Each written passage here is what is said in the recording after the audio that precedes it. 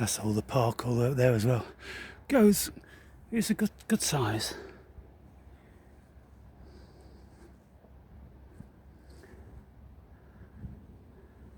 Now, as I was walking up here, I'm always mindful, and I noticed something. Now, this thing I noticed now is something I've noticed a long time ago and saw one example of it, but then couldn't find another example like I have now. Now, this example, this is really, it's something. It's something, people, because it tells us that there's a genius to this world, and the genius of the world replicates itself in so many realms.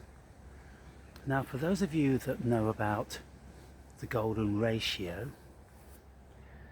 or the Fibonacci sequence, if you don't know about that, then look into that, because that phenomenon is incredible.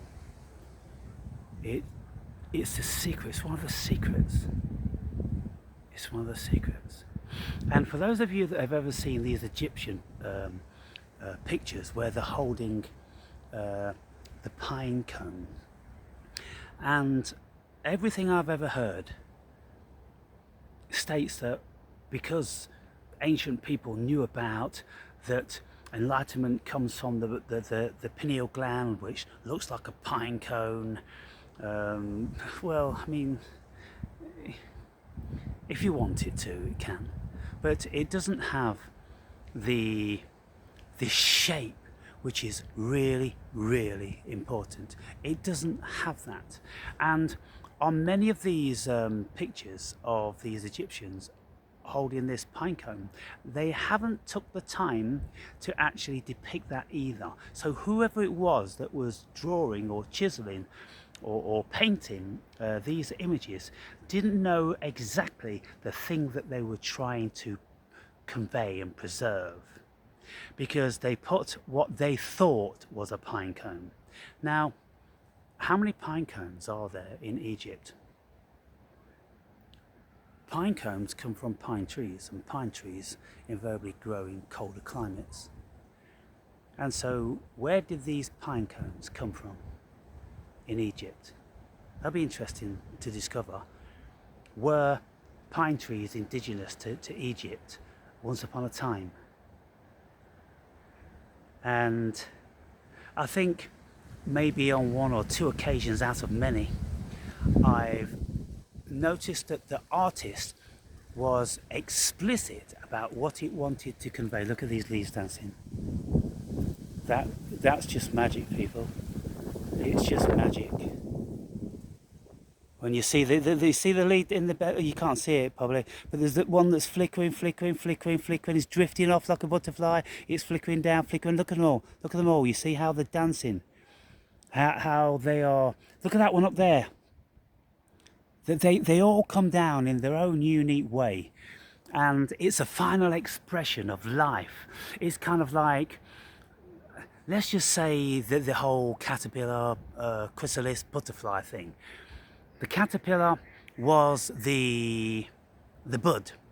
The chrysalis was the leaf before it transformed into the butterfly. From when it was an eagle. Well, next best thing, a buzzard. Look at that. Wow, we're having a day here today, people.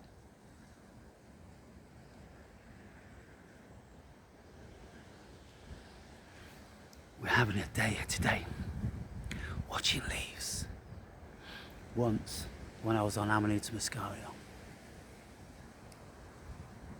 I was standing speaking with my friend Mr. Nobody, and I saw one such leaf fall, And as it flickered and it danced towards the ground, I took a gasp.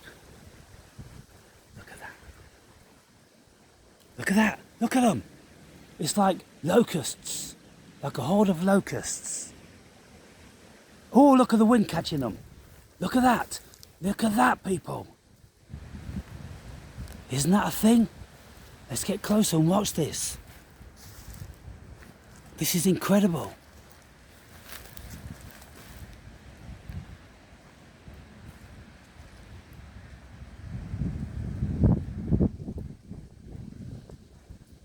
Gonna wait for the wind to pick up again and start these leaves dancing.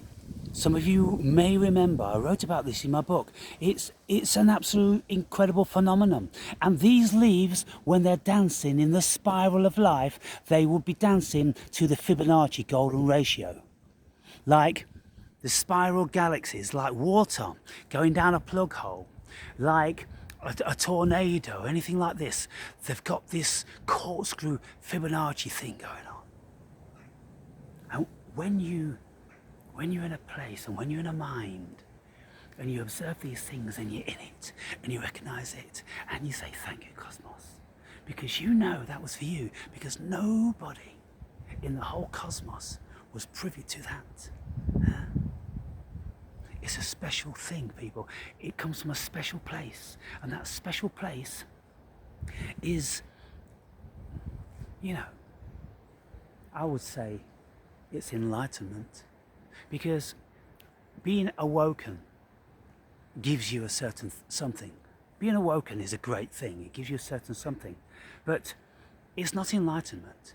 Enlightenment takes you into a whole new dimension where you are everything and everything is you, and it's all an expression of you. When you look at these leaves dancing and flickering and turning and enjoying life, look, you could say that that's my projection.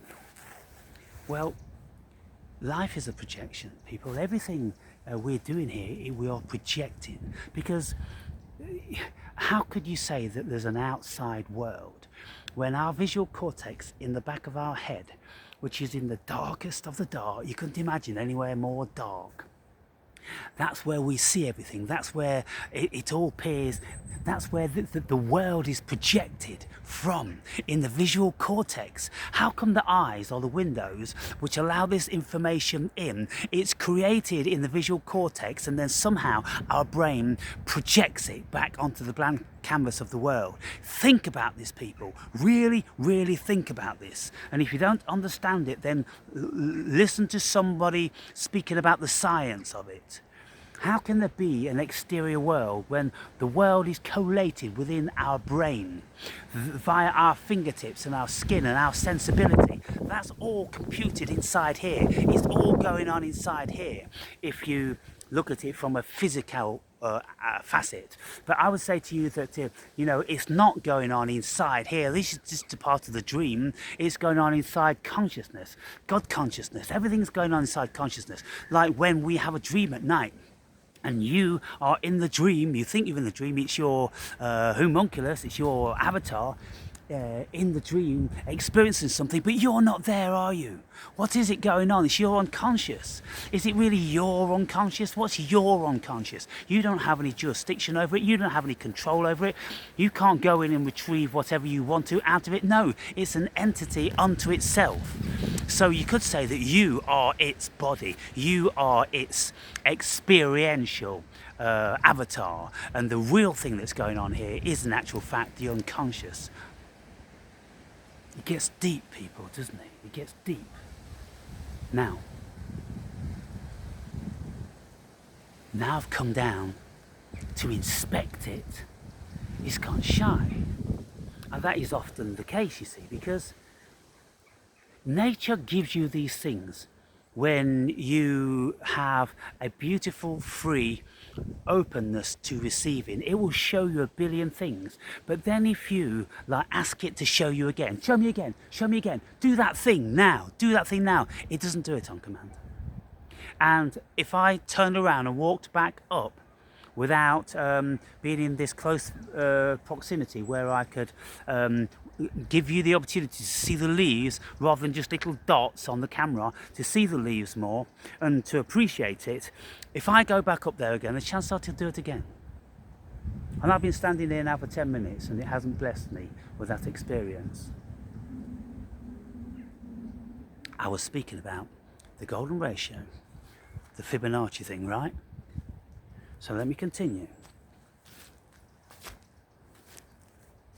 because this is really important. And when you're observant, when you know this information, when your consciousness has been opened, people, that's when this world becomes so magical, so magical. Now, I was looking for a little deer shit. There it is.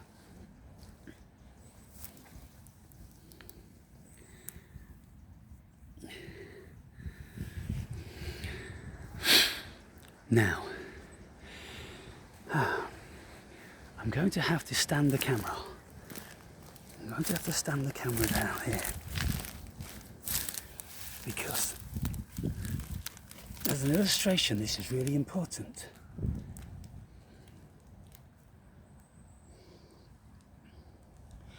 Here, here. Now, you can see that we have, we have one line of deer poos coming down like that, yeah, at that angle. Then we have another line which is coming up like that, at that angle. So if we count them now, like we have 1, 2, 3. And then over here we have 1, 2, 3, 4. A little bit out of line, but generally. Now on the other side it's gone. But you can see it again here. You can see that we have one line going over there like that. No, the line going over there like that, which is spiraling around, and then the line going up there like that, okay, which is at a deeper gradient. So that line there is less a gradient than that line, you see, and it needs to be like that to enable it to spiral around. Because when we look at nature and we look at the golden ratio, the Fibonacci sequence, we can see it in sunflower seeds, we can see it in the distribution of leaves of a cactus or lots of plants and trees. It's not always there, but I'll point out if I see another expression of it. But you see, when you've got these deer shit, you don't get that every time. It's not like deers are dropping out shit and they're exactly the golden ratio and you can, you know, prove it, look here. But no, every, I don't know how many in 10, you will see a semblance of it in a large portion of them. And so if you're looking for the magic and the genius of the cosmos, it's everywhere, people. It's everywhere in plain sight. And so I was making many videos of my travels around the world, mostly down in the Algarve, where I was showing the golden ratio and you see the Fibonacci sequence. It's a progression of like that of a snail shell or a nautilus shell or a spiral galaxy. The math, it goes 1 + 1 is 2, 1 + 2 is 3, 2 + 3 is 5, 3 + 5 is 8, 8 + 5 is 13, and it slowly gets further and further out in a perfect mathematical sequence.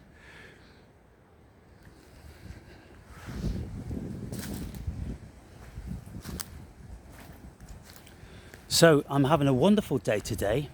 I found those bones, I found that perfect antler, I found an expression of the golden ratio, I've seen lots of deer, I have seen lots of woodpecker homes, I've seen a buzzard, and we're only about halfway through, people.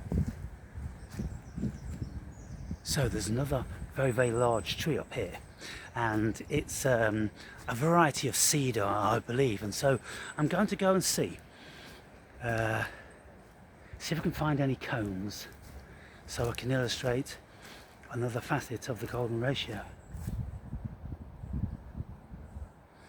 I'm just looking at more deer shit.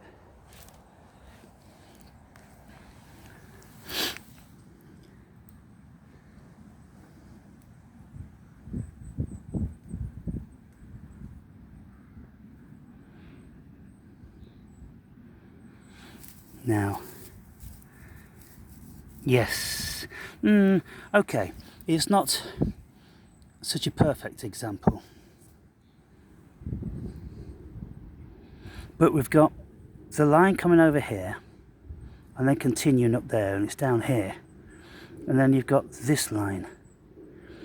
Now, I need a bigger stool to show you it more profoundly, and so I'll come upon one, and hopefully there'll be a perfect example.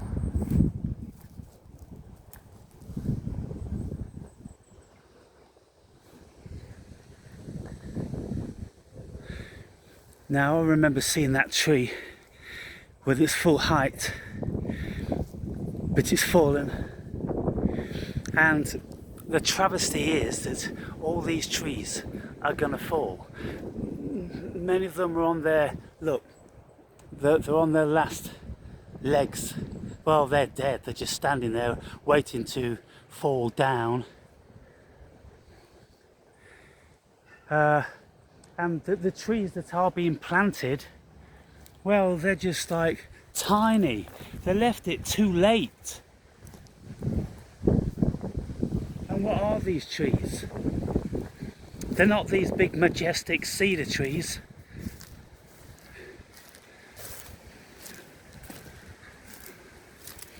What are they? They look like cherry trees.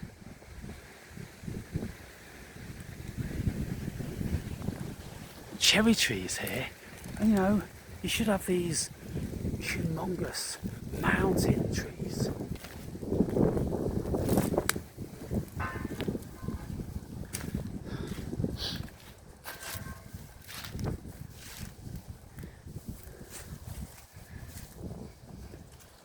That's a lime, that's a small leaf maple,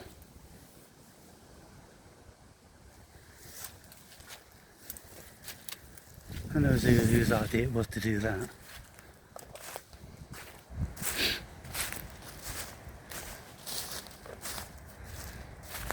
Now this one looks like a cedar of Lebanon, and if it is, it doesn't have the appropriate cones.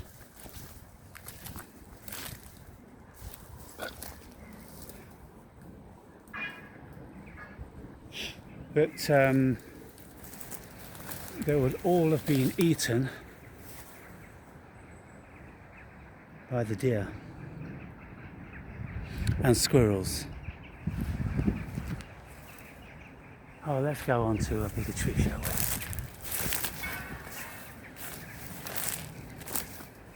Now, I thought about taking I've got like 3 grams of mushrooms. I thought about taking them to come up, and I thought, it puts you kind of like a bit pensive, and I would say even a little bit melancholy. You know, it puts you like, oh, you know, the world, and me, and what am I doing, and have I been a naughty boy? You know, that's what the shrooms do for you. Yeah, have I been naughty? have I been mean to somebody? And oh, okay, I won't be mean again. No, but you are mean again. That's your nature. Wake and pray. You're always fucking with people. You see, the mushrooms will, oh, well, don't do this and don't do that. And at the time you think, oh, I won't do it. But then you fucking do. As soon as the mushrooms wear off, you do. And it's a bit like Jesus saying, don't do this and don't do that. But, you'll do things and then you'll sort of, you feel guilty about it. And then you'll tell yourself that you won't do it again. But then you do. Because, these traits in the human being, they're very, very strong, very powerful. So in the summertime, the deer would come up here. Quite a den, isn't it? Quite a den, you see, because look, in the summertime, you've got all this shade, this gorgeous canopy. And if I wanted to get away from it all, I could set up my tent here, and I could get a little hearth with a fire, only do it in night time when the park's closed, and there'd be no problem. And in the summertime, nobody would ever know you're here. And even in the wintertime, you see, because the rangers can't drive their buggies, they don't get out and walk. They're just driving the buggies around and putting some feet down. That's about the length and breadth of it. So yeah, look, this is beautiful. How the tree has laid down. It's even difficult to discern how this tree is alive. Look at all these branches and things like that. Look at the configuration. How bizarre is that? Look, it's got this branch coming out here. It goes down there. And then it comes up here and it twists back and it goes up there and then it twists back there. You look at it. Look how it's twisting back there and double backing and going over there. So you've got like a spaghetti junction effect going on. Let's have a look at that again, people, because this is really important. This is really quite powerful. Let me get under here. Now, you've got that branch coming down there, going up there, twisting like a hairpin, coming back over here. So let's follow this one. Now, this one's coming all the way out here. It's got no roots yet. Where is the root? Where is the living essence of it? There it is. That little skinny bit there. Look, you've got a couple of remnants. You've got that bit, and then you've got that bit. And that, ladies and gentlemen, is where this huge tree manifests from. And then it has a little alien baby inside. I'm telling you, people, on shrooms, DMT, look, it's got eyes, it's got a mouth, it's got nose. Fucking hell. Let me come around here. That is a proper alien. Mouth, nose, 2 eyes. Tell me I'm wrong. Tell me I'm lying, people. So when you're on the entheogen, that will be moving, that will be alive. That will be something super, super bizarre. And you will know that this world is crazy beyond measure. And it's not just silly things inside the mind, it's just the mind going into another parallel dimension of consciousness. There's many, many, many, many parallel states of consciousness, people. And anyone that's only in their ego knows fuck all about the world, or about life, or about the cosmos. Until you've had very, very supernatural, paranormal, phenomenological, conscious experiences, you don't know what I'm speaking about. But look at this tree here, the whole thing about this tree.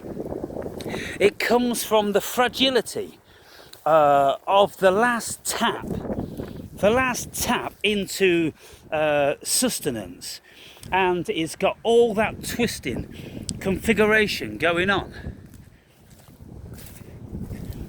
inside there. Well, how does the world make a tree like that? I'm aghast.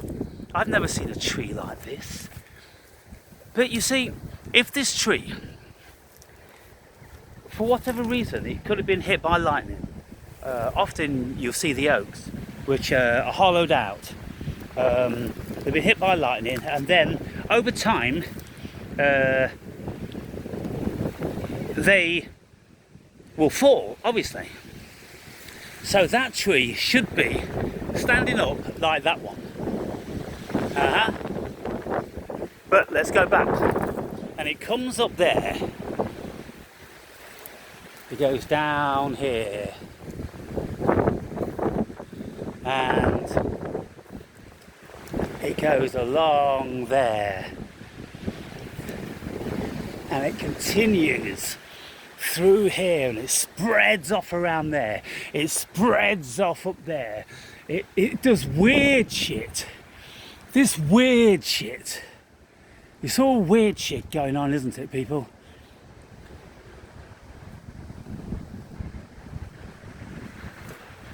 Wow. Well, I don't know about you, but it's time for a beer, I reckon. So let me just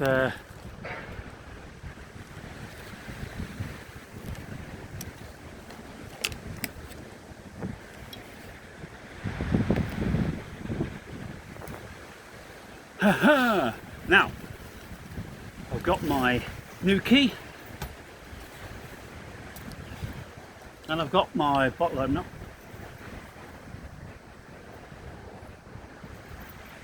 Yeah.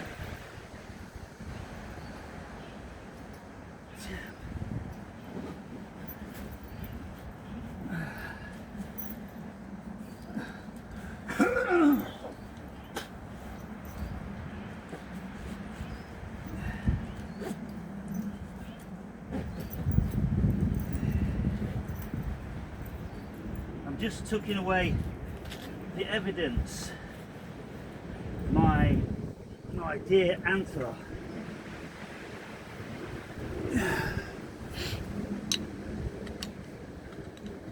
I've worked up quite a thirst with all this exploring.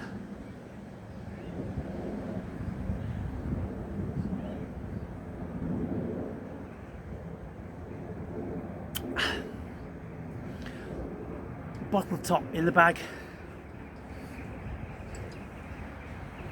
Yeah. All that in there.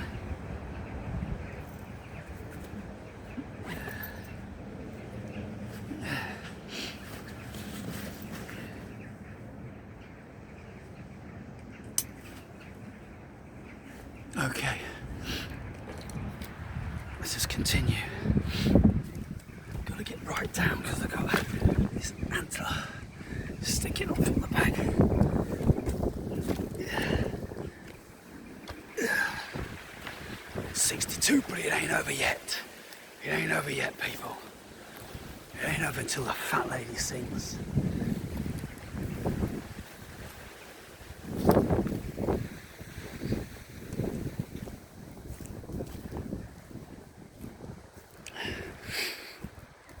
Right, what else interesting can we see?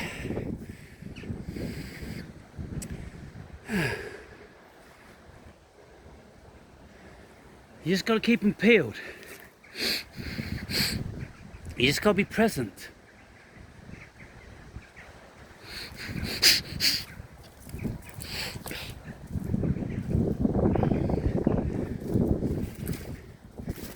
Keep them peeled. Present. And see this big woodworm.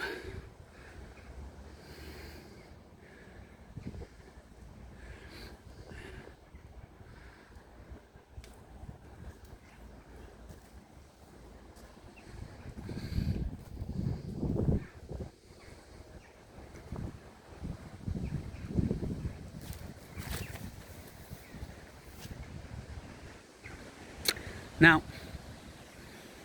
all the cones are fallen, and they've been eaten.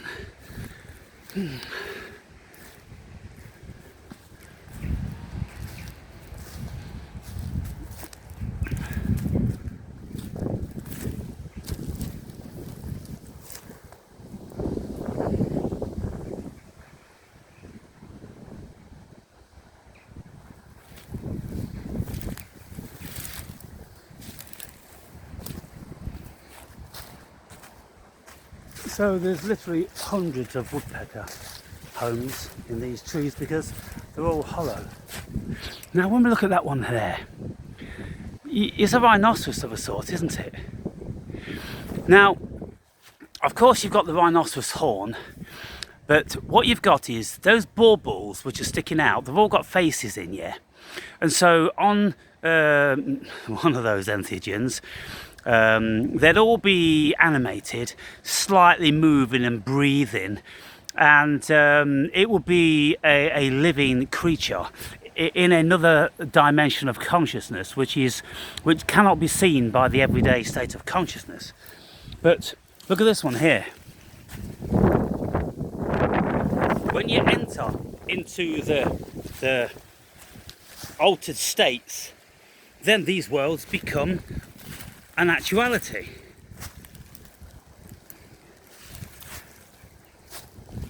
It's beautiful. So smooth and weathered, some of these things. So, you can see the faces, surely you can see the faces. And look at that beautiful horn.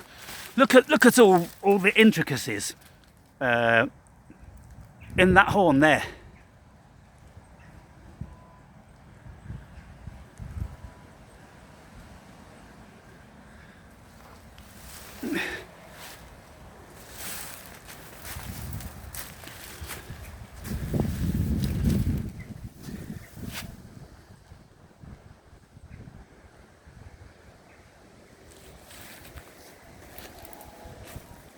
Incredible. So many things to see. How long's this video been? It's only been 32 minutes.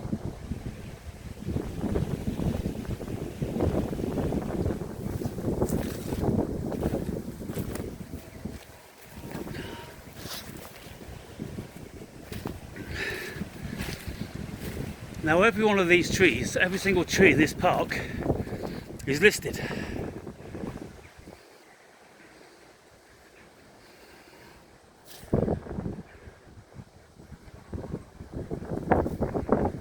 Looks like a great place for a nest if you ask me. Just in that, beautiful. Or a squirrel's tray. Wow.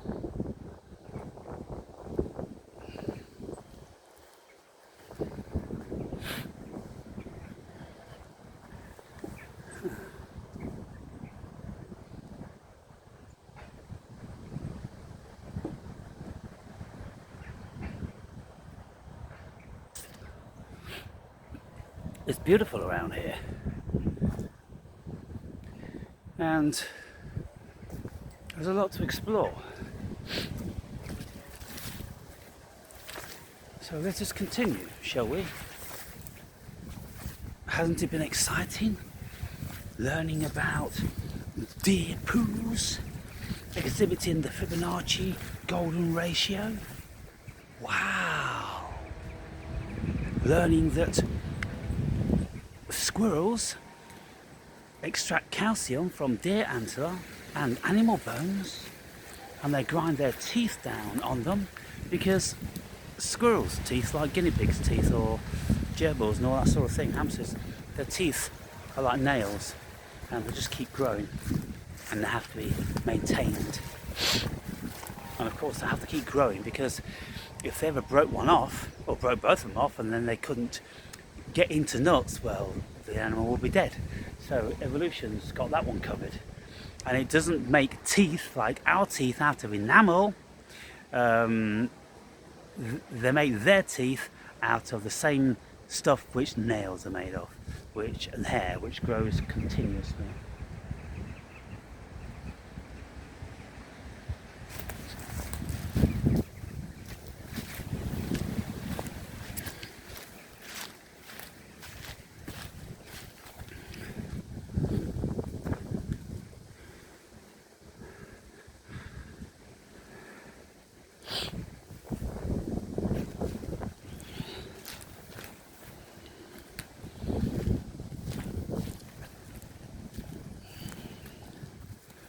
Aren't they a treasure? Aren't they so gorgeous? Huge emeralds being dropped by God, sprinkled by God throughout this beautiful national park.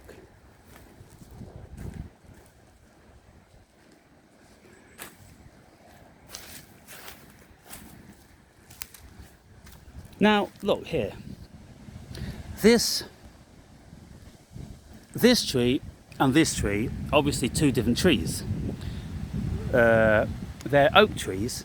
Now this one probably dropped, I don't know, 100,000 acorns in its years, and there's only one that's managed to survive. These are the numbers we're dealing with, people. And so it started to grow, but for some reason it grew contorted and out of balance. And so what it decided to do was to put an elbow down there to lean on the ground, and then to shoot off what appears to be an entirely separate tree. So, you know, that is effectively a branch, isn't it? But it's not like these branches, you see, it's very, very different. It is actually a tree in its own right. And it's just shot straight up and formed all of its own branches. So you wouldn't think that that's possible. You wouldn't think that they do that, but trees grow more trees from themselves. And you know, what would scientists tell us? Oh, it's not a separate tree, it's just a branch. No, it's a separate fucking tree. Shut up and stop it already. It's a separate fucking tree. Well, at least it's got the mind of a separate tree. It taps into the ground with the same facility as this tree here. You see? But it has decided that it wants to create an altar. And so I would say that there's separate consciousnesses in those people. And if you was on a certain something, then you could ask them. And they'd tell you. And one of them would be younger than the other one.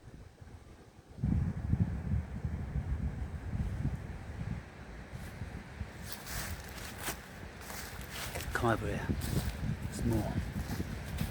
There's more on this magical mystery tour.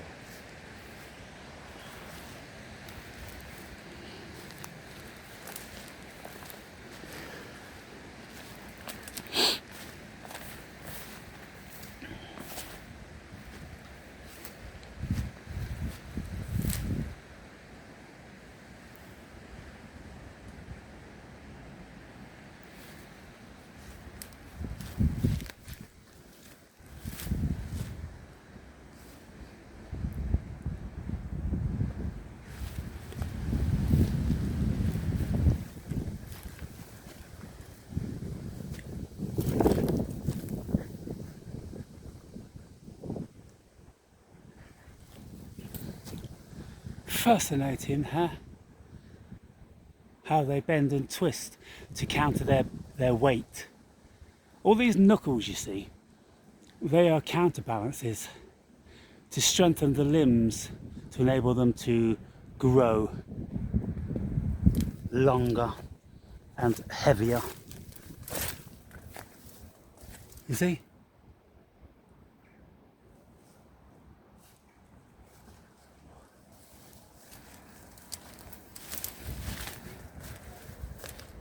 You see, when you've got a limb coming out like that, if it continues down and down and down and down and down, at some stage you're going to put too much stress on that bit there.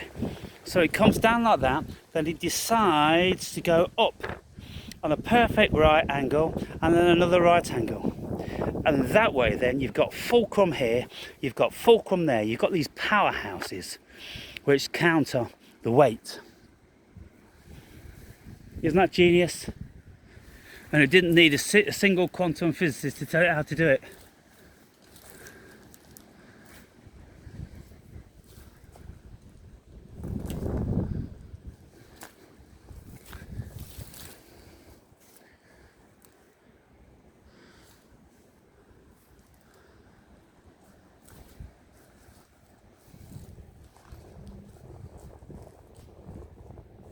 there's just so many relics.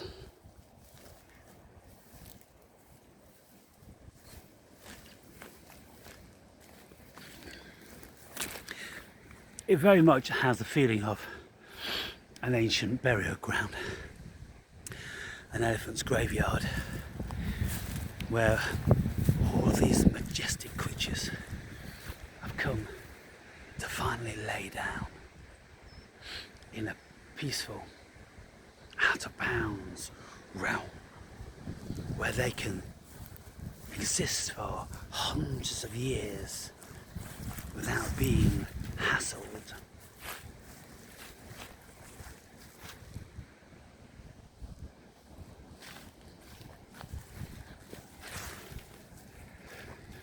There's not a single part of this whole region which hasn't been turned over by the deer. And can you imagine what this ground's like? Look how rich it is. So beautiful and rich.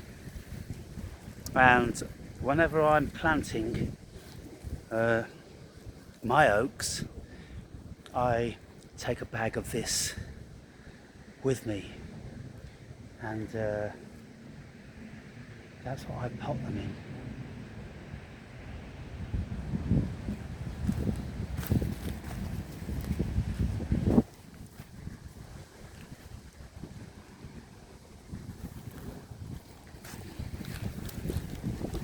Right, I'm looking for an ample deer stool.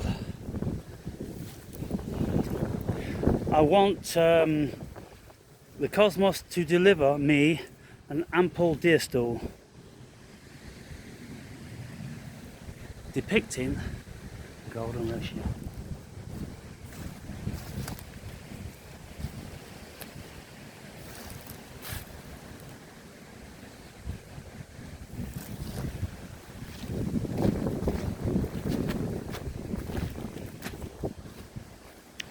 Whenever I watch wild foraging programs like mushroom foraging, and people are out in the woods all over the world, oh man, I'm in my dream. I am in my element, and there's nothing more exciting and freeing and natural, invigorating and gorgeous. All the deer down there.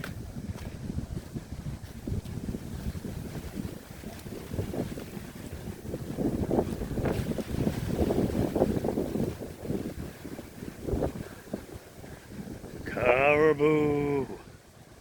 Caribou!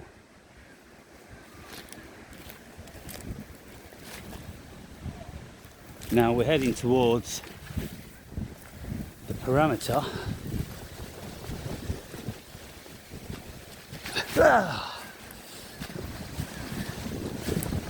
It's only me, you know me.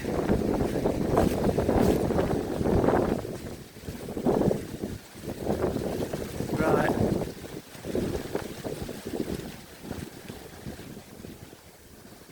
Well, I think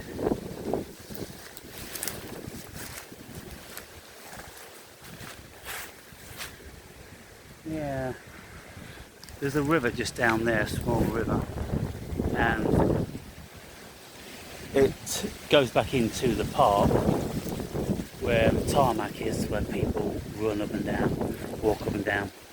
But I'm not interested in that, so I'm going to walk back this way. And as I do, I'm going to marvel at things like this, because where the punter is, there isn't a single rock like this which has got any moss on it. They've all been climbed on by kids, and they're all just grey and mostly smooth. They've been ruined. But here, like I say, you have these giant emeralds dropped out of heaven, and they are an incredible sight to see. Absolutely incredible. Now, paper.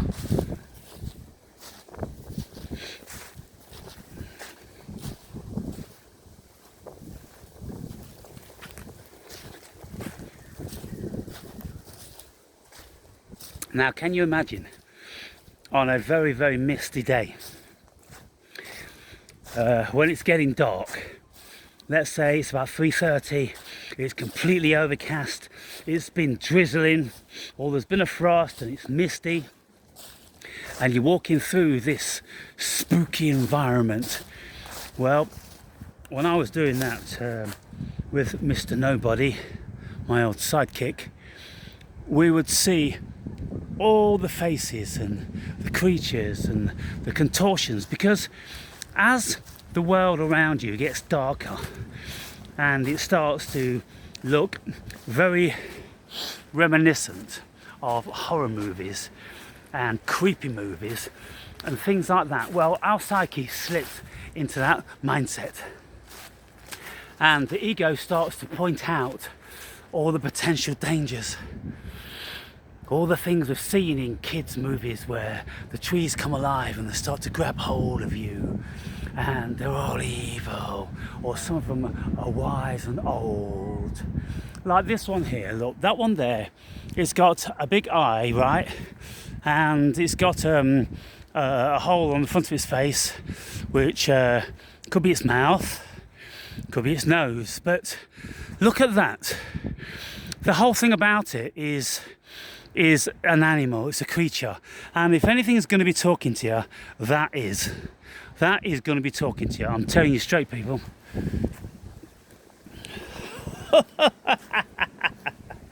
Hello, majestic one. Remember me?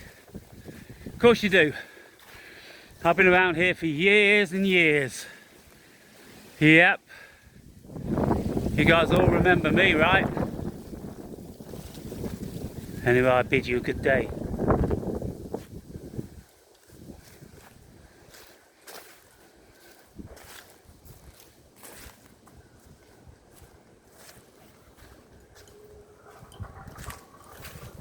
Now, we have a lever here.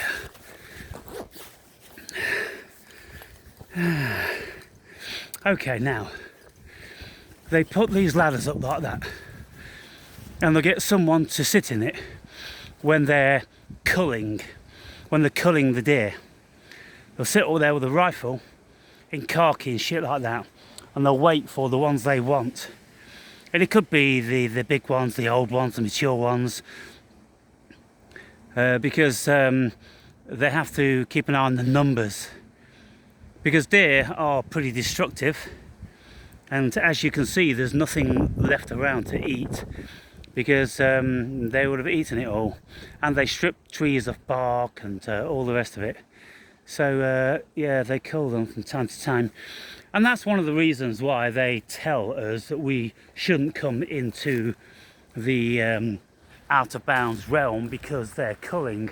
And I said to them, well, if any of you idiots with a rifle mistake a human for a deer, you should be fucking banned and probably put in a fucking lunatic asylum for talking shit. You know, they've got these rifles with telescopic sights, and they're going to mistake a human for a deer. Yeah, you know, fear tactics, people. I just tell them, I say, do you know who I am? Do you know who I am? If you did, you'd know what God was. And I'm not being funny. I know what I am. I am that I am. And that's the whole thing about being enlightened. We know what we are. Because when you put all the pieces together, like quantum physicists have told us for 125 years there's no physical matter. Nobody's ever found any physical matter in the quantum realm. And so then we enter into a phenomenon of a world appearing to be physical. Well, that can be explained by the grouping of energy. Max Planck, he said that there is no physical world, there is no matter. There's only the illusion of physical matter by the virtue of the dense energy. So you've got energy spinning and vibrating very, very fastly, and of course this causes different levels and density of matter. So you look at diamond down to water or down to mist. You know, these things are all supposedly made of molecules and atoms and everything, but when you look for the constituents of molecules and atoms, well, it's just energy. There's no physical matter there at all.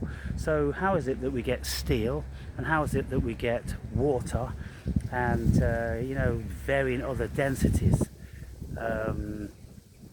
made up of the same stuff, apparently, made up of atoms and molecules in different constituents or consistencies and vibration. So when you know that, and then when you are very familiar with the whole tenets of Buddhism and spirituality and you know, near-death experience, out-of-body experience, psychedelic experience, deep meditative experiences, all these sort of things. When you've actually been out of the body, when your body's been dissolved and your consciousness has been elsewhere, the world's a different place, people. The world's a different place. And so am I going to have someone telling me, oh, you can't go in there and walk on that land? I just tell them that they don't know who they're speaking to.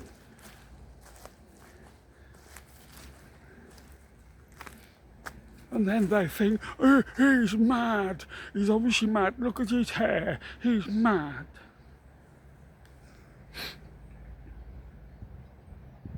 How foolish they are. How foolish are the Muppets. And you know, you've had people speaking about,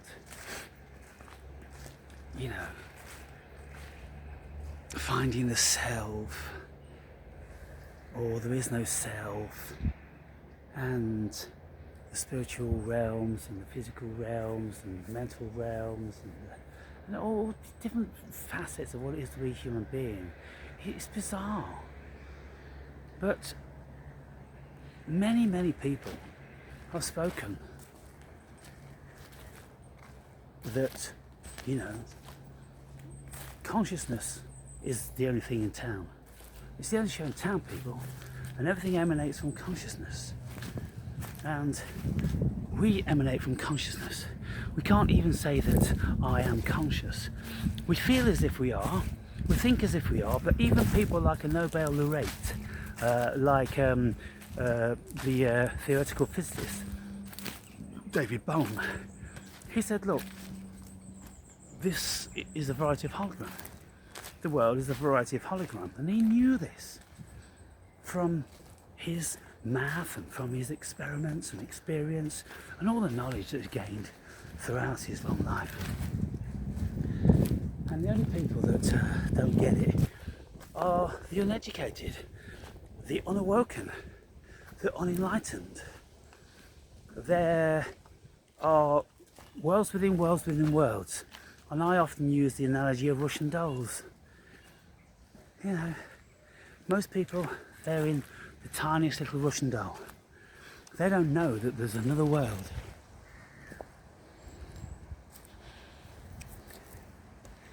There are many worlds outside. They are in thousands of these Russian dolls. And every time you go outside of your own into another, you enter into another domain of consciousness. And so, my analogy of concentric circles, if you throw a pebble in a pond, then you've got all these circles going out. Well, most people, they're in the centre ripple. And the more awakened and enlightened you become, the further you go out. Now, this stands to reason, doesn't it? Because the ones on the outer parameter are the ones that took longer to get there. They've travelled further, there's been more time involved, more distance involved, more experience involved, and so they are wiser. You see? Now look here, look at the beard and look at the hair. Now, one fool put down in the comment that there's no difference, and then 5 people thumbed up that comment. You 5 people, you need to, I don't know what you need to do. You need to open up your awareness. That's what you need to do, because your dull minds couldn't see the difference. Now, the difference was intended to be kind of subtle. So you have just a hint, a remnant of greyness in there, befitting to my age, and a few, differing colours, but predominantly, you see, all this is uniformed now, and it's all the same. And so, where do people get off? What world are they living in? Well, I can't see the difference. And if those people were walking in this wood now, well, it's just wood, it's just boring, it's just trees, Alan. There's nothing else here. You think you're spiritual, it's just trees. I mean, if you read a book on science, it'll tell you it's just trees and wood. That's all it is. And I can't believe I've still got cunts like that watching my videos. What are you doing, cunts? Cunts, what are you doing? What are you fucking doing? Oh dear. And the thing is about reviewers, like, usually 100% would fucking shit themselves to be the first to put a comment down. Like, your beard looks shit. And then, there'd be like about 3 or 5 people put the thumb up. And of course it's an anonymous thumb up. They didn't have the balls to say it themselves, but they'll thumb up and somebody else does. They're all standing behind that person and pushing that person forward. Yeah, you tell him. He calls his chicken packers and he says we're all working for him. Well, let's tell him his beard looks rubbish.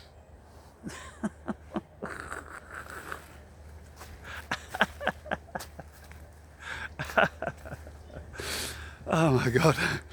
Anyway, thank you, dumbass fucking cretins, because you fuckers make my life bliss.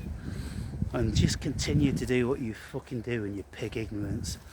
Just get back to the fucking factory, get back to driving the bus, which takes the plebs to the factories, which produce my foodstuffs. Just keep doing what you're doing. Everything is perfect. There can only be a few of us, There can only be a few of us, people.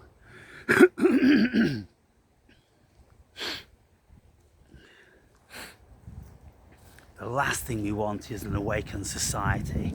For fuck's sake, who'd pack the chickens? Who'd fucking sweep the roads? Who'd empty the bins? No cunt. We'd end up fucking... Well, we'd end up fucking dying out. Because we'd all be too busy observing the natural world and the phenomenon and the genius, and there'd be nobody working tinning our beans and baking our bread and fucking out a billion things. There'd be no one doing that. No, we need those. We need every single one of them. And so the world is perfect. That's why I'm always saying it's perfect. And the last thing I want is fucking awakened beings everywhere, standing all around here, gazing up at the leaves and going, look at that leaf, look at this leaf, I go, get the fuck out of my fucking garden of heavenly motherfuckers. Who do you think you are? We're an awakened light beings. Soon put an end to that fucker. There can be only one. There can be a few, but we have to be very, very spread apart. It just wouldn't do to be coming upon other light beings in this vicinity. No, this park is mine. I'm the only one that breaks the rules in this dimension. Nobody else breaks the rules in this dimension. So if I saw somebody else, I would have to know that they were intergalactic and it was a being from another fucking cosmic dimension. I would. And I'd have to go and say, what constellation are you from, brother?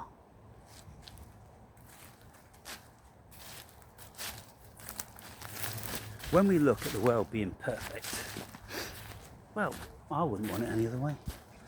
My life's been absolutely bliss. It's been a dream. It's been a fucking dream. It's been amazing. The things I've been privy to, the joy, the pleasure, the amazement. Everything is outstanding. Now, when people get to speaking about being alone and being awoken, and you know these videos you get on YouTube, who are they speaking to?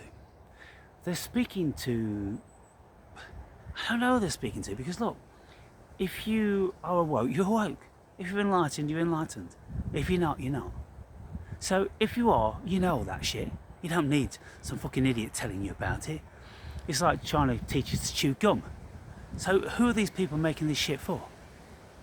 You're never going to touch a fucking sleeping donut. You're never going to enter into the consciousness of a dodo. It's not possible. You're not going to wake anybody up by your words. They're just going to be thinking, well, I don't like being alone. I get bored, I'm alone. I like texting with my AI girlfriend. That's what makes me happy. When I'm alone, I get afraid. The world is perfect, people. The world is perfect. Who am I speaking to? I'm speaking to myself. I'm just speaking to myself, right? You know, I don't engage in idiots. I don't engage in fucking light beings, anything like that, do I? You know, seldom I'll have a chat, now and again. But I'm talking to myself. I'm just thinking aloud. That's all I'm doing. It's like this Jeffrey Mishloff YouTube channel, Thinking Aloud. He's been doing his YouTube videos for about 35 years. Thinking Aloud. He's a parapsychologist and he has all different sorts of interesting people on. And he just interviews people and notifies people of the books that they've read or written, things like that. And it's fascinating. When you are in a certain realm, yeah, it's nice to have a conversation now and again with someone in that realm. It's like, you know, you read their books. I've read, you know, hundreds and hundreds of their books.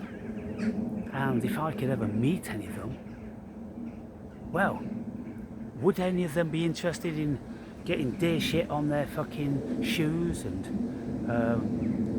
grappling through briar and fucking bracken and things like that? How many would want to accompany me on a walk like this? And, you know, philosophizing. Not many. I've had a few associates in my life like that. Very, very few. In actual fact, I can say I've had 3. And then, you know, a 4th one, very briefly. But, yeah, just to have someone that lives in your vicinity and has the time because they've emancipated themselves the same, and we appreciate the same things. I walked up here every single week with my old sidekick. Every single Sunday we came up. Not necessarily Sunday, I think we would come up during the weekdays so the punter wouldn't be here. And on them days there'd be hardly anyone, and you'd never encounter anybody up here.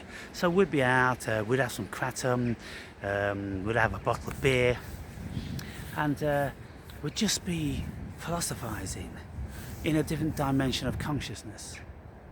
And then we'd go and have a pub meal and a pint or maybe 2, and it was beautiful. Beautiful. And so when we look back at the ancient philosophers of Greece and maybe Rome, sitting under the Stoa, debating, discussing, ruminating, well, drinking a little bit of wine maybe, breaking some bread and having some cheese and yeah, all that sort of stuff. Independently wealthy people. Wonderful. Well, that's who I am. I am all those philosophers reincarnated. The spirit of the philosopher is within me. I am one and the same as them. Nothing that they've said invariably has been over, above what I've ever said. The state of consciousness that I've got. Once you get into that realm, you're in that fucking realm. And it's pretty well all the same. You know, you could be in Greece, you could be in Rome, you could be in Afghanistan, you could be in India, you could be in China. And you could have certain observations and your philosophy would be trained in a certain realm due to your culture and things like that. But it's the application of the freeness of the thinking. That's the spirit of the philosopher, people. And that's what I've been blessed with. And it's incredible. Absolutely incredible. Now, I'm going to go through here. And I'm going to walk on that beautiful green pasture.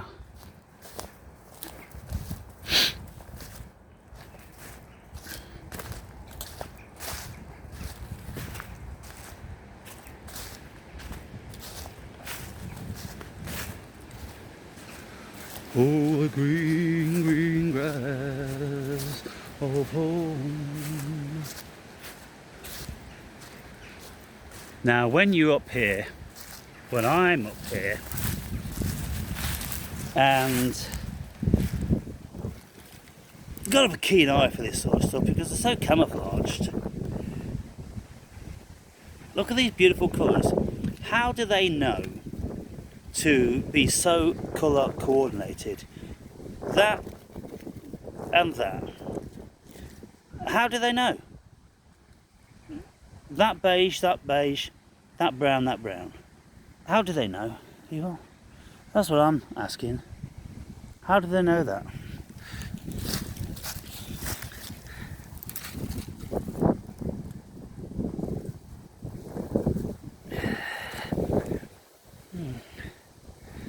Just a little growth on a leaf.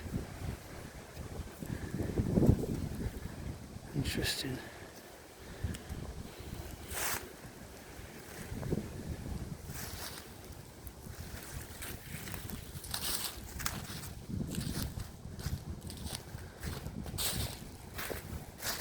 The old town looks the same as I stepped down from the train and there to meet me is my mama and papa. Down the road I look and there runs Mary, golden lips, golden hair and lips, cherry. It's good to touch the green, green grass of home. I told my daughter I want my ashes scattering here in the out of bounds regions.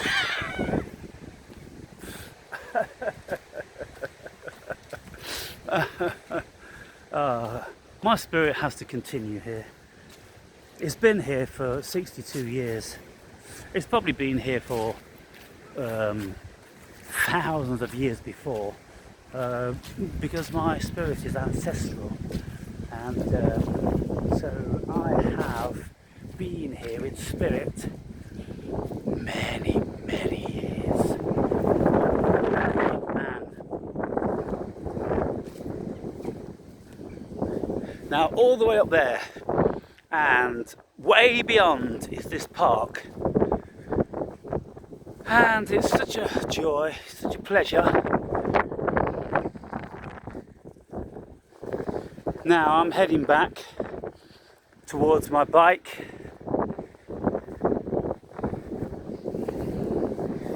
I've had a good 2.5 hours. It's going to take me half an hour to get back. And I made some nice videos. I've seen some nice things.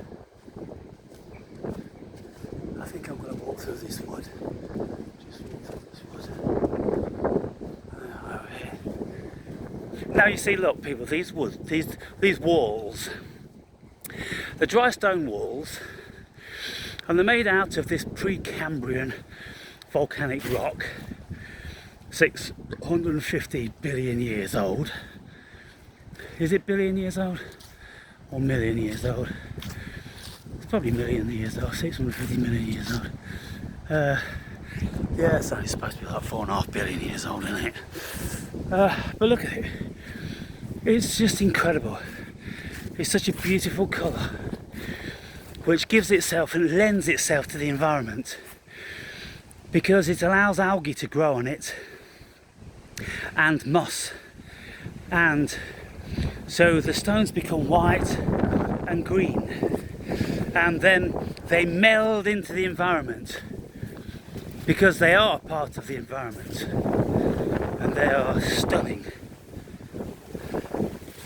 beyond measure.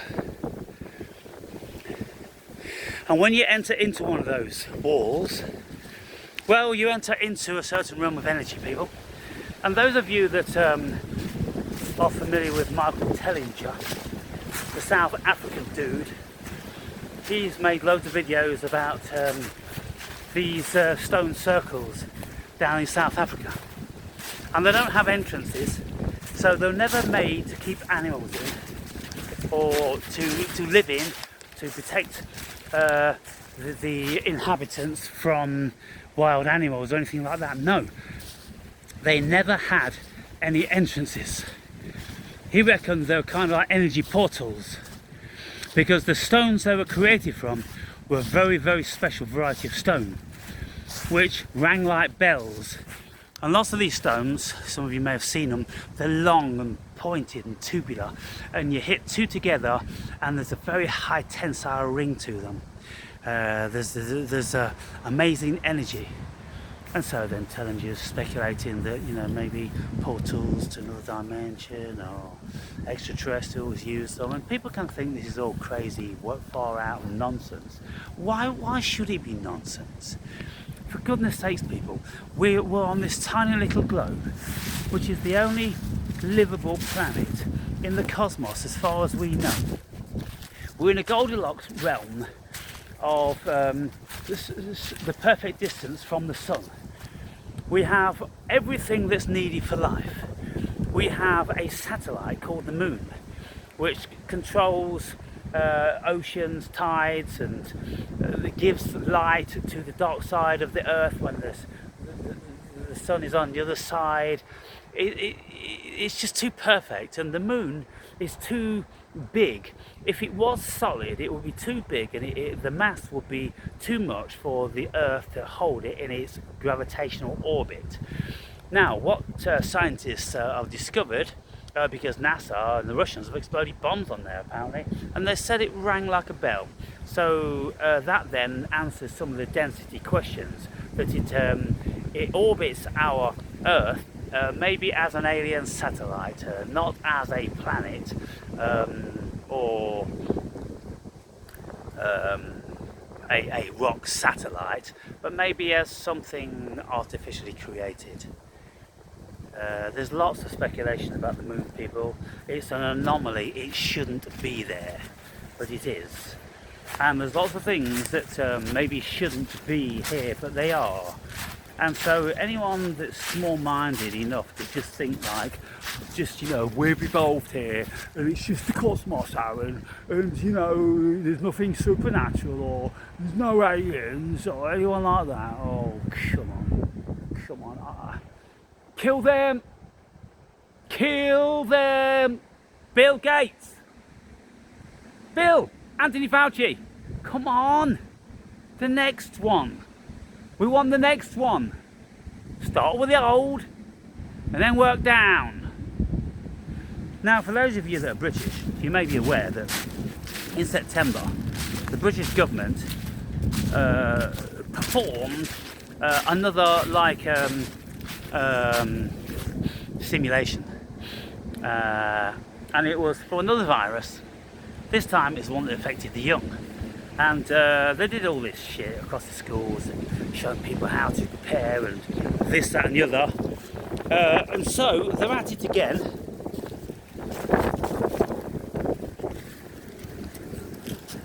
Thank you. You will make a nice little ornament for my shelf. And what a fine set of noshes you had there. You did well. Slip that one in the old pocket. Oh, we're doing well today. We've got bones, jawbones, teeth, we've got antler.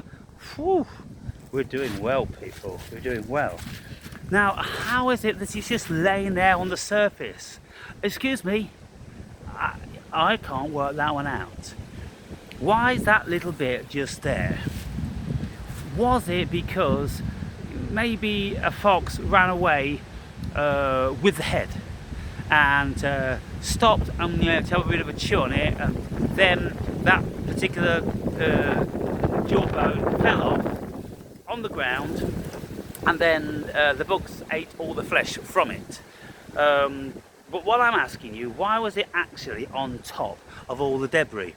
You would have thought it would have been, you know, because it's got no flesh on it at all. It seems to have like you've been in that condition for a while, at least a year, maybe 2, 3. How come it's lying on top of the leaves as they're falling down? That's my question, people. It was lying on top of the leaves. Did you notice that? The Awakened Brave noticed that. So one would have thought then it was placed there in very recent times. By whom or by what? Why? Now, I extend my thoughts to scenarios like this. Well, Awakened One, you walked through this wood and you came upon that jawbone lying on top of this year's autumn fall. You pick up that same jawbone and you want to take it home. Maybe you decide that, nah, you can't be bothered to take it home, and then you throw it back out again. That could have happened. It actually could have happened. There could have been someone very similar to me who found this bone up there somewhere, sticking through the earth. But people, we look at this. It's a very, very clean, dry bone. There is no soil, and it was lying just like that. So I bend down and I pick it up, and my mind thinks, it goes into Sherlock Holmes mode. That's a mode of thinking, people, that genius people are in. Because there wouldn't be a single one of you that would think like that. Don't, please, don't. If you think you do, then you need to speak with someone like me. You need to speak with me. You need to travel to me.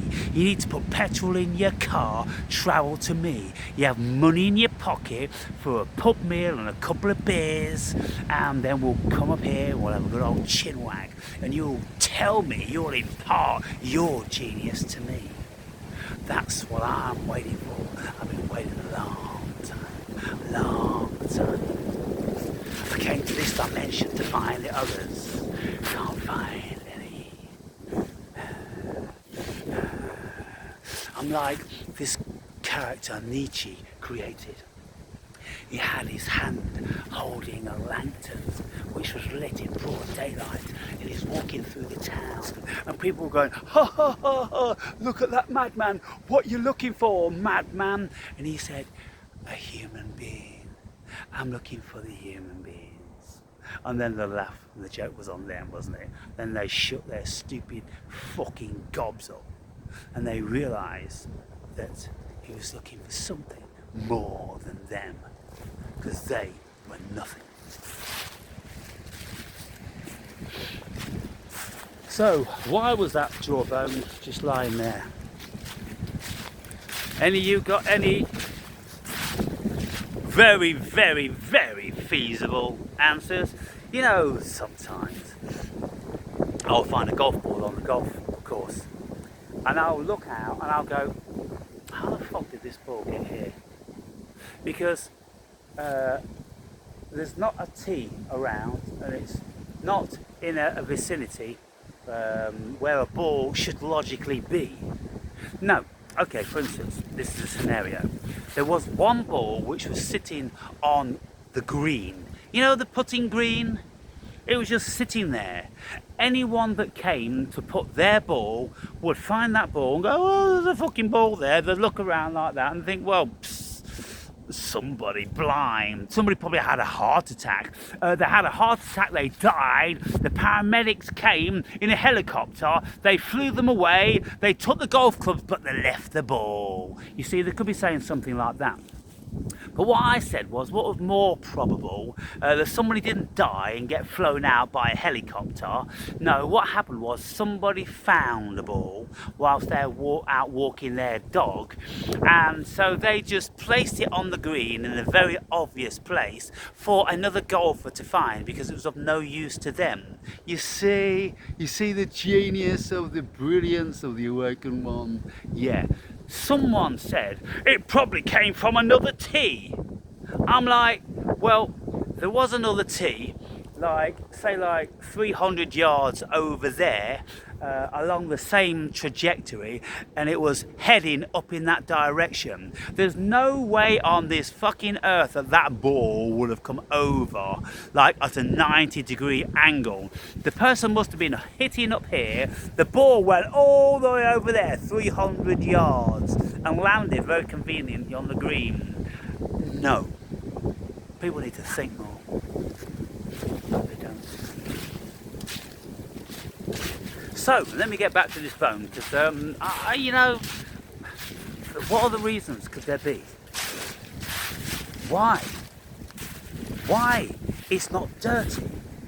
It hasn't been in the soil. It's not been rained on for weeks and weeks and embedded in the soil a little bit. It's not got soggy little bits of leaves in the teeth or anything like that. No, it's pristine. It's bone dry and pristine. Why? How did it get there? Now, it's a long way away from those other deer remnants. Another scenario could be that a carrion crow picked up that small bone after maybe a fox or badger had been devouring it, and the carrion crows also, you know, they carrion is roadkill, dead animals. Carrion, that's why you're called carrion crows, because they eat roadkill. Now, a carrion crow could have carried that bow, or a hawk, one of these buzzards. A buzzard could have carried it, and it could have been up in the tree and pecking off the remnant of it, and then it could have dropped it down. And what would have feasibly fed on the rest of it? Bugs? Well, it'd take time. It'd take time, wouldn't it? You know, bacteria, bugs and things like that. It would take a good 3 months for bacteria to clear a bone. You see it, people? You see the awakened one? How he's tuned into his environment? He don't miss fuck all. What are you doing there? Piece of vertebrae on top of the leaves, people. On top of the fucking leaves. That's what I'm saying. It's on top of the fucking leaves. What's going on? Some Mandela shit going on. Fucking with my Swede. Why are you sitting there, bone dry, without any remnants of meat on top of the leaves? Like you've been there a few hours. You've been placed there so I would find you. Cosmos, are you fucking with the awakened one? Are you sending me puzzles? You certainly are. You're sending me puzzles. Now, what part of the vertebrae is this? Is it right near the hind? I think it would be right near the hind. I think that would be the end of it, and then maybe it'd have the coccyx bone on the end there. Because it's starting to splay out, you see, towards the legs. But why is it just placed on top of these freshly fallen leaves, people. Anybody got any good ideas about that? Think about them. Don't go and embarrass yourselves. Think about them.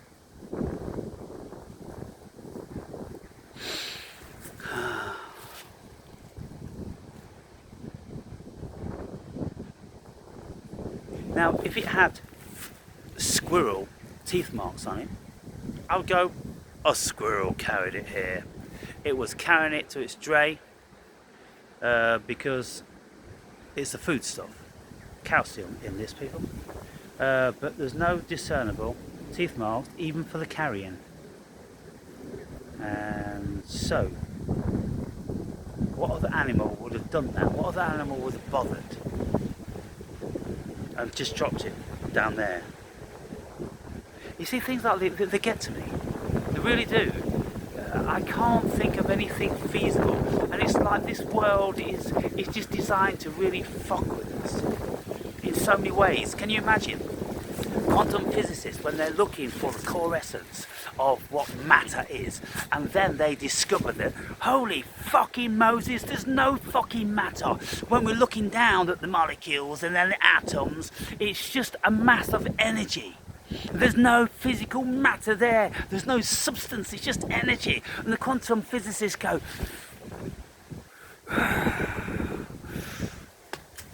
it's bizarre. It really is bizarre. Listen.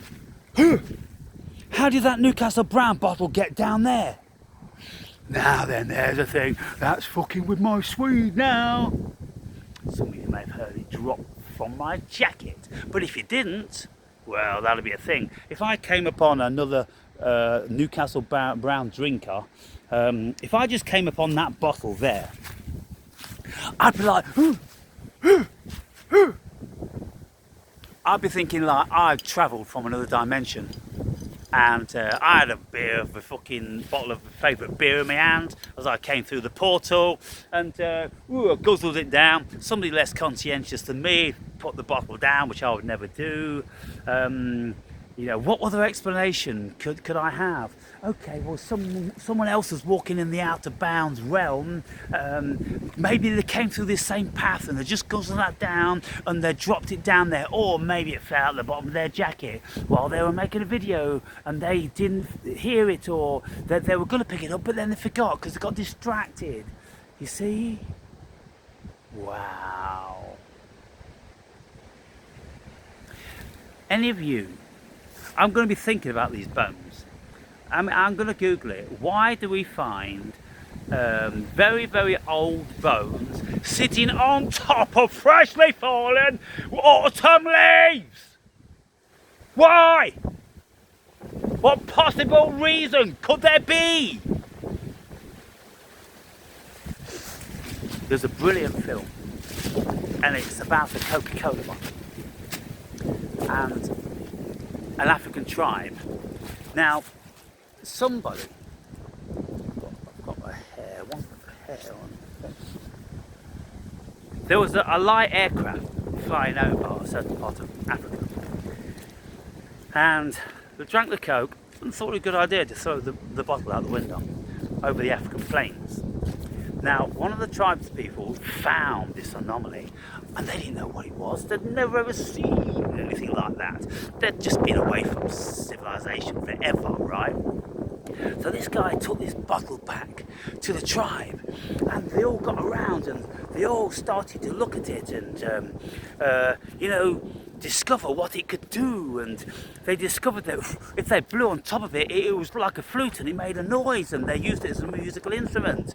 And then another woman, she discovered that you could use it like a rolling pin to roll plantain or grain or something like that. And then another woman, she decided you could bang it down like this on grain to crush the grain. And then kids decided that it's a good idea that you could hit another kid over the head of it.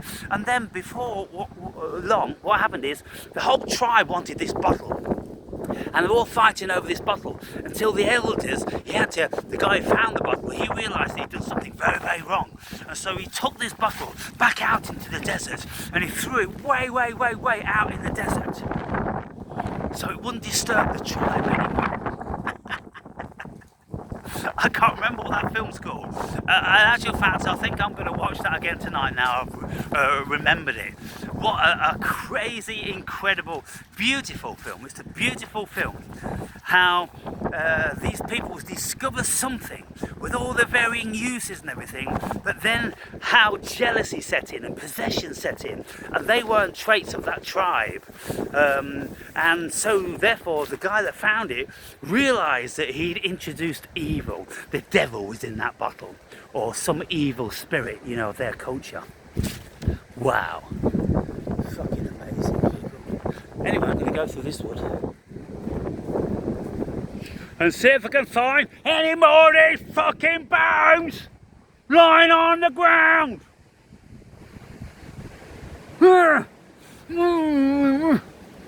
I'll get you, butler.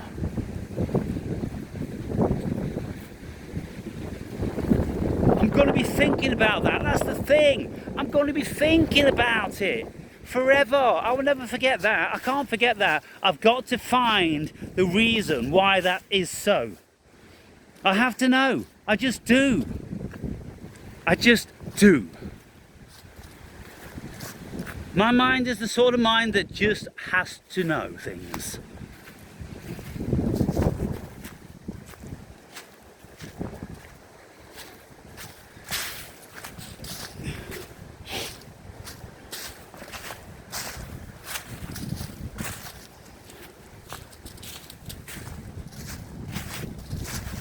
Now there's lots of woodpeckers in these trees also. Now, one year I came here, whilst I was on psilocybin, I went to that wood first and I spoke to all the old gentlemen and all the creatures and all these old majestic, you know, old dinosaur creature things, and had a jolly good time and had a good conversation with them, and I gave them all a hug and everything like that. And then I came up here to breathe these trees. And as I started to walk up towards the parameter, the wall, I started to get a foreboding feeling. And I looked into this wood from over the wall, and it felt like I wasn't welcome. And I'm like, what the fuck's wrong with you? I've just been over there. They love me over there. They didn't want me to go. They said, oh, do come back again. Oh, do stay with us longer. And I said, oh, I've got to go up to see those other guys up there, right?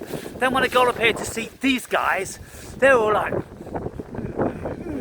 they're all like that, hostile. And so I thought, oh, they don't want me to go in. Maybe I shouldn't go in. And I thought, fuck that. I'm not being afraid. Do you know who I am? I said, do you know who I am? You know who I am. The Awakened One. Yeah. You've seen me before. I've got no grievance. I'm just passing through. Peace. I love you all. But you weren't very welcoming, were you, to be honest? Look at these leaves all running towards me now. You see, they're all running towards me to here. It's like I'm Jesus on the mount. Look, they're all coming from far and near. I'm joking. Can't a man have a fucking joke? Do you think it's Jesus now? Do you think you're the chosen one? Yeah, well, I'm the chosen one. Are you? No, you're not. Are you talking genius stuff like I am now? It's genius, people. It's not crazy. It's fucking genius. Gather round, gather round. Come listen to the Messiah. Come and listen to the One. Here they come. Yeah, they come, you see. See, you thought I was crazy. They know what the deal is. It's just that the wind was blowing in your direction, Aaron. You're just a lunatic. You're taking too many drugs. You could think that. You could think that.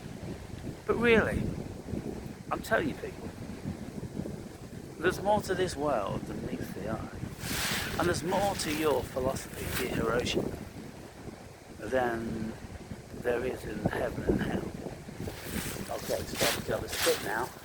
And I don't have any waterproofing clothes, so I'm going to head and look at all those deers down there.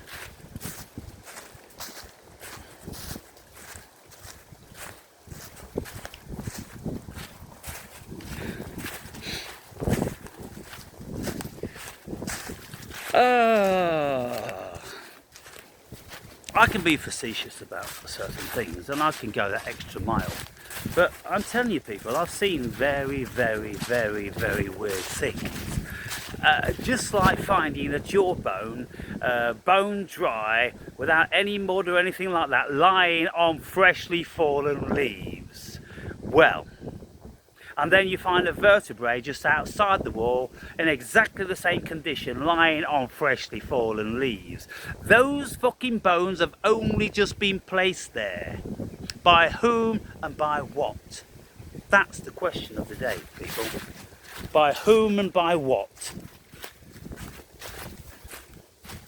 Now these are made for the deer, and they're great.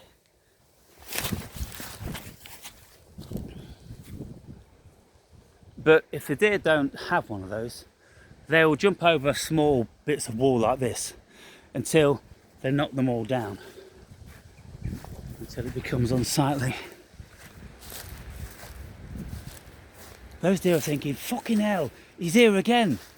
The fucker's following us everywhere. I'm not actually following you, by the way.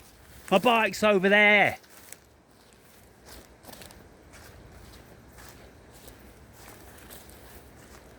But I'm telling you now, my ancestors did follow you, and they found you very, very tasty.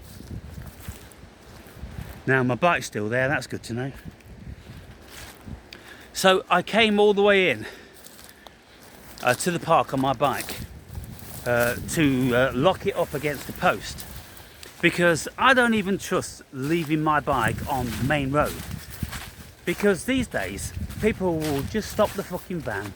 They've got cutters in the vans, and they can get a skill saw out or hand grinder or something like that, and they'll put the bike in the back of the van.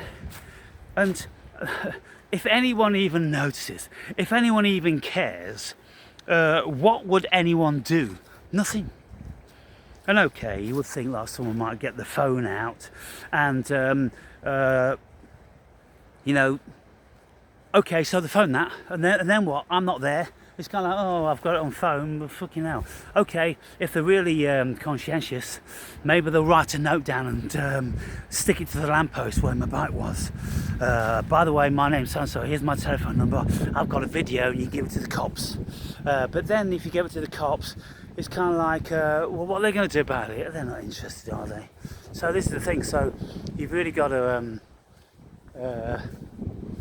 you know, use your loaf. So when I came out this morning, after feeding my beautiful little Gifty and her friends, I saw it was a clear blue sky and it was moderately warm, and I thought, today's the day. I'm going to manifest a beautiful afternoon up in Bradgate Park. And so I'm here, I've had it, and the rest is history. And so it's all gone grey now and overcast. It's starting to spit, and I've got 10 miles, maybe 15 miles, depending on what route I take. Anyway, I'm gonna have a piss here. Catch you guys later.